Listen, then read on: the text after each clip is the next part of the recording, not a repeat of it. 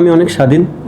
আমি আমার মতন করে টিম গোছাচ্ছি। মোস্তাফিজ তো মোস্তাফিজই, তার জায়গায় গ্যাপ পূরণ করাটা খুবই ডিফিকাল্ট। সাকলাইন আমার চোখে সে একটা অলরাউন্ডারের ক্যাটাগরিতে।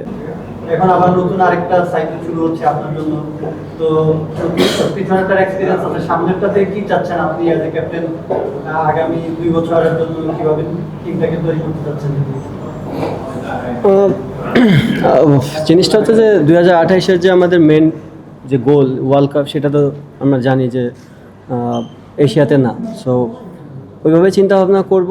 আর ডেফিনেটলি যেহেতু আমাদের একটা বন্ডিং হয়েছিল খুবই ভালো, লাস্ট ওয়ার্ল্ড কাপের প্রিপারেশনটাও খুব ভালো ছিল, তো চেষ্টা করব ওখান থেকে যেন এই টিমটাকে ভালো করে ধরে রাখা যায়। ওই টিমের লাস্ট দিকে একটা ইয়ে ছিল যে আপনি খুব বেশি এক্সপেরিমেন্ট করছিলেন না। এবারে সিরিজটার প্রথম সিরিজে আমরা দেখলাম যে দুজন নতুন প্লেয়ার এসেছেন। ব্যাটিংয়েও কি এরকম কোনো চিন্তা ভাবনা আপনি আরো কিছু প্লেয়ার ট্রাই করেন? কারণ লাস্টের দিকে আপনারা লাস্ট 6 মাসে হয়তো ওয়ার্ল্ড কাপ চিন্তা করে সেরকম নতুন কিছু চেষ্টা করেন না। এখন কি একটা নতুন কিছু চেষ্টা করবেন নাকি আপনার পুরোনো টিমটা যেটা আছে সেটা কি কন্টিনিউ করবেন?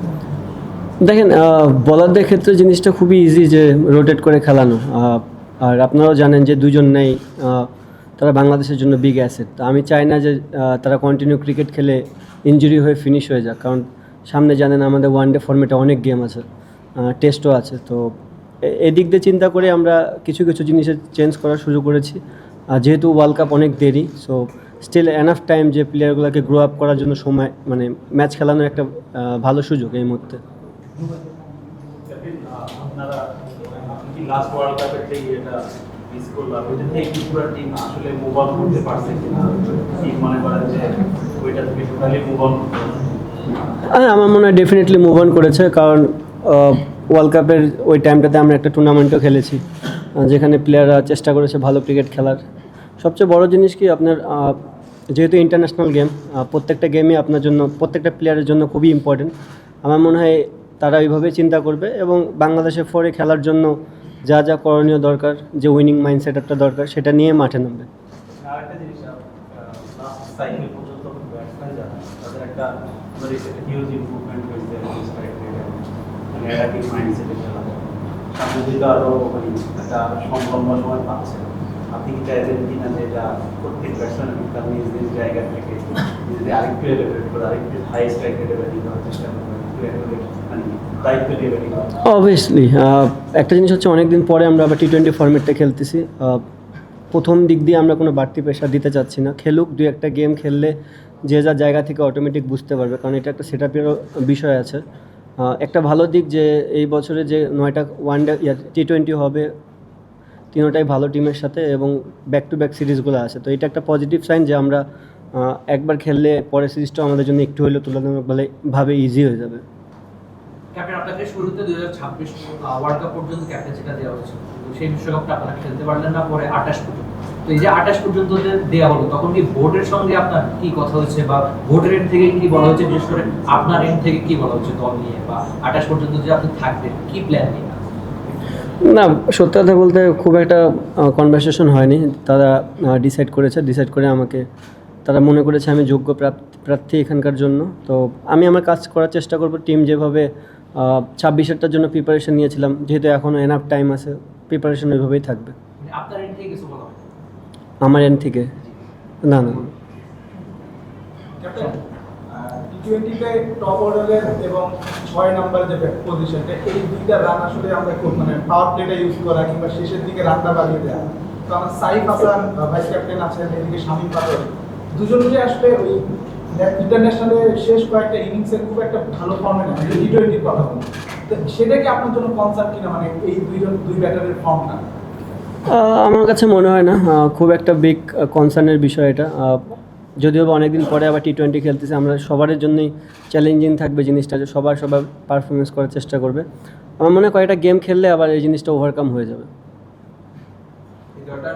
ব্যাটিং ডেপথ আপনার কাছে কতটুকু মনে হয়? লাইক এখানে শুরুতে একটু বেশি টপ অর্ডার ব্যাটসম্যান, এরপরে 6 নম্বরে একটা কনফিডেন্স তো আছে, সোহান অথবা শামীম, যেগুলো এরপরে আবার কিছু বোলিং অর্ডার আছে, মানে ব্যাটিং ডেপথটা কতটুকু আপনার কাছে মনে হয়? ওভারঅল ভালো। আমার কাছে মনে হয় যে আমাদের এই সাইডটাতে জেনুইন 6টা ব্যাটসম্যান অলওয়েজ খেলে। সাথে আপনারা জানেন রিশাদ এবং শেখ মেহেদি দুজনই ব্যাটিং করতে পারে, এবং পেস বোলারদের ভিতরে সাকিব আছে, সাইফুদ্দিন আছে, সাকলাইনও এখন নতুন জয়েন হয়েছে। তো ওভারঅল খুবই একটা ব্যালেন্স সাইড আমার কাছে মনে হয়। সেই ক্ষেত্রে এই দলটাকে কি টি-টোয়েন্টিতে সামনে কনসিডার করা যাবে না? একটা দুইটা গেম খেলি আগে, দেন বুঝতে পারবো। আর একটা আপনার পার্সোনাল পারফরমেন্সের কথা বললে ব্যাটিং কিপিং নিয়ে তো অনেক কথা, ক্যাপ্টেন্সি অনেক কথা, কিপিং নিয়ে কথা একটু আলোচনা কম নয়। আপনি you have been keeping wonderfully well, তো আপনার কি মনে হয় যে আপনার কিপিং এর এখন পিকে আছেন আপনি? এটা বলতে পারবো না পিকে আছে কিনা, বাট যেহেতু 3টা ফরম্যাটে কিপিং করতেছে তো আইডিয়া একটু বেশি হয়ে গেছে। কারণ আপনি জানতেন আগে যখন খেলতাম টি-20তে ফিল্ডিং করতাম, ওয়ানডেতে ফিল্ডিং করতাম, টেস্টে কিপিং করতাম।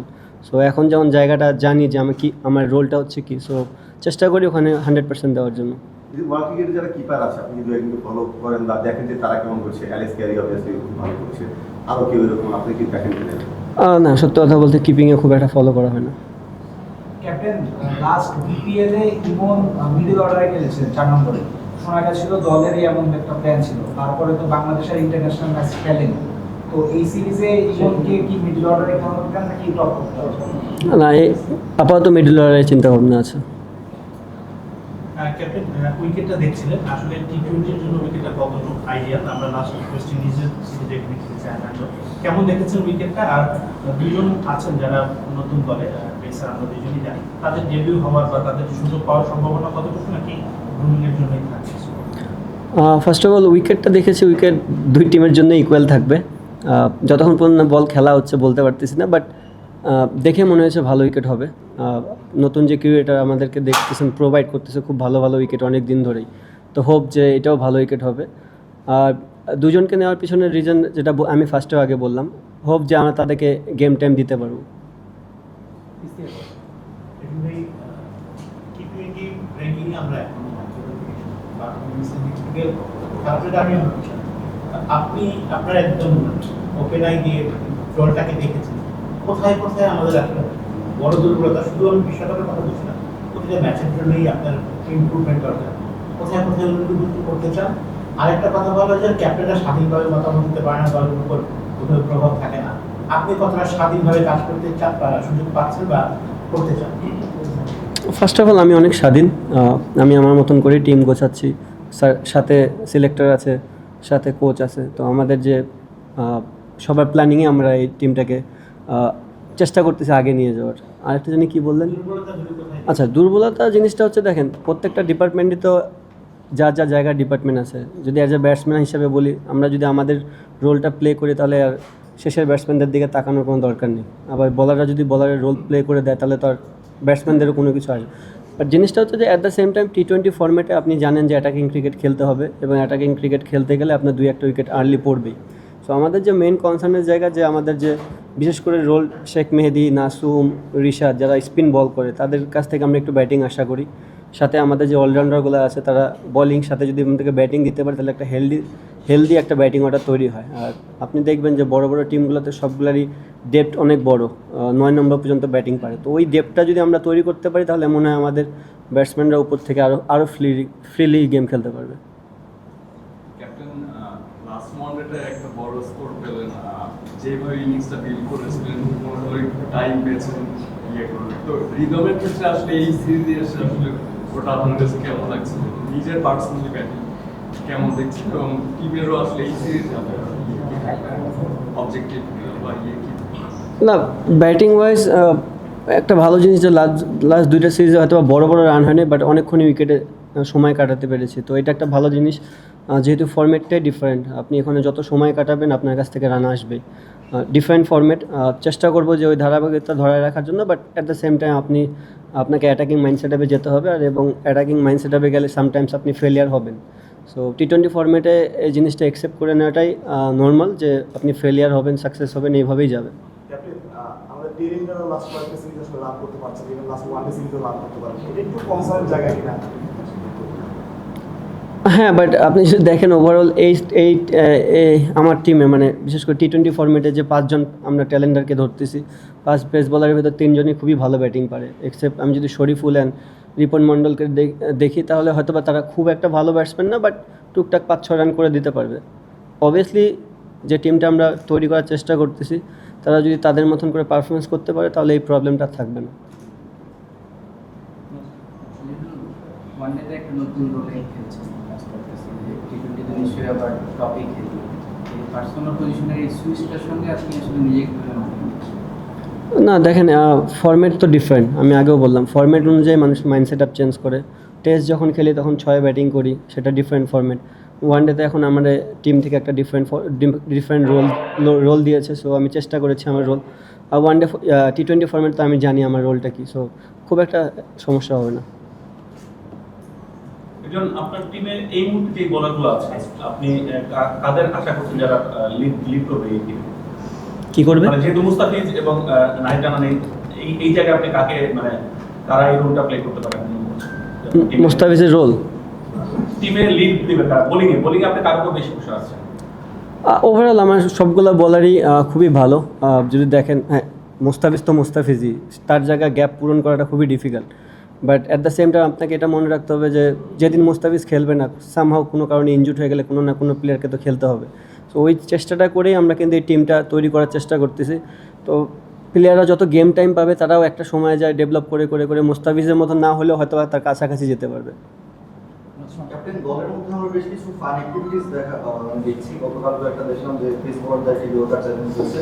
এটা আসলে টিম বন্ডিংটা বাড়াতে কতটা হেল্প করছে এবং এটা সামনেও দেখা যাবে এরকম ডেফিনেটলি চেষ্টা করবে ম্যানেজমেন্ট সাইড থেকে যে এরকম ব্যাটসম্যানদের জন্য যেন এরকম কিছু থাকে, ফিল্ডারদের জন্যও থাকে। আর অবশ্যই আপনি যখন ফরম্যাটটাই এমন, এই ফরম্যাটে আপনার 1 সেকেন্ডে এক বলের ভিতর খেলা চেঞ্জ হয়ে যায়। সো যতটা ফ্রিলি মাইন্ডে থাকা যায়, এবং আপনি জানেন যে পেস বোলারদের শেষ ডেট ওভারে স্লো ইয়র্কারটা খুব ইম্পর্টেন্ট। তো ফান গেমের সাথে সাথে তাদের স্কিলটাও ডেভেলপ হয়ে যাবে। সাকাইকে একাদশের পরে তোরা নেওয়া হয়েছে, মানে খুব বেশি এক্সপিরিয়েন্স করাতে রিকুমন্ডি হবে ন্যাশনাল টিমের ন্যাশনাল টিম হচ্ছে এশিয়ান গেমস। বলা হচ্ছে যে অলরাউন্ডার আবার সাইফুদ্দিনও আছে। তো সেদিকে আপনি তো ক্যাপ্টেন বলে যে সাথে কাজ করছেন, আপনি কোন প্ল্যানে নিয়ে এসেছেন যে এখন আপনার তো বোলার হিসেবে তাকে ইউজ করবেন, নাকি ওই অলরাউন্ডার যেহেতু আপনি বোলার করেছেন বারবার ইনিংসে, আপনি কোন রোলটাকে তাকে দেখতে চান, তৈরি করতে চান? না সাকলাইন আমার চোখে সে একটা অলরাউন্ডারের ক্যাটাগরিতে। হ্যাঁ অবশ্যই হয়তো আমি জানি না কোন ফরম্যাটের আপনি কাউন্টের কথা বলতেছেন, বাট ফরম্যাটটা তো T20। আই হোপ যে ও বিপিএলে খুবই ভালো খেলেছে রাজশাহীর হয়ে। সো যেখান থেকেই কিন্তু এই মানে আই ক্যাচিং একটা জিনিস বলে না, সেখান থেকে। সো চেষ্টা করব তাদের এখানে গ্রোমিং করে করে যেন টিমের সাথে রেখে রেখে যেন একটা সময় যায় তাকে আমরা খেলাতে পারি, এবং খেলার যেন সে আমাদেরকে ফিডব্যাক দিতে পারে। সিরিজ নিয়ে একটা প্রশ্ন আর কি, ওয়ান সিরিজ ওই কথাটা অনেক হচ্ছিল যে T20 প্লেয়ার এক্সপেরিয়েন্স সাইড টিভিতেও 4-5টা প্লেয়ার আছে যাদের এখন ডেবিউ হয়নি ইন্টারন্যাশনাল T20-তে। তো এই সিরিজটার দিকে আপনি ক্যাপ্টেন কিভাবে তাকাচ্ছেন বা কি চাচ্ছেন এই series? First of all New Zealand is a big name. মানে আপনি যদি ওয়ার্ল্ড ক্রিকেটে চিন্তা করেন, তাদের রেকর্ড সবসময় হাই। লাস্ট ওয়ার্ল্ড কাপের সেমিফাইনাল খেলেছে T20। হয়তোবা তারাও এক্সপিরিয়েন্স করার চেষ্টা করতেছে, কিছু নতুন প্লেয়ার আনছে। বাট যখন একটা কান্ট্রি বিগ নেম হয়, তাদের নিশ্চয়ই কোনো না কোনো পোটেনশিয়াল আছে। আর ফরম্যাটটাই এমন যে এই ফরম্যাটে আপনি 2টা ব্যাটসম্যান 2টা বলার খেলে দিলে আপনি জিতে যাবেন। সো আমাদের চেষ্টা যেভাবে আমরা এতদিন ধরে অন্য টিমের সাথে খেলে আসছি সেটাই থাকবে, এবং আমাদের বেস্ট ক্রিকেটটাই খেলতে হবে।